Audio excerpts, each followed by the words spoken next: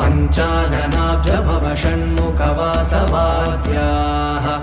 त्रैविक्रमादिचरितं विबुधास्तु वन्दी भाषापतिः पठति वासरशुद्धिमारात् शेषाद्रिशेखर विभो तव सुप्रभातम्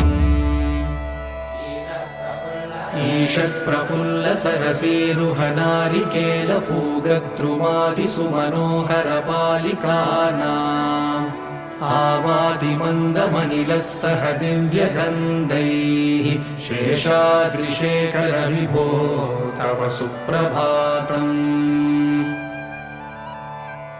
उन्मील्यनेत्रयुगमुत्तमपञ्जरस्ताः पात्रावशिष्टकदलीफलपायसानि भुक्त्वा सलीलमतकेलिसुखाः पठन्ति।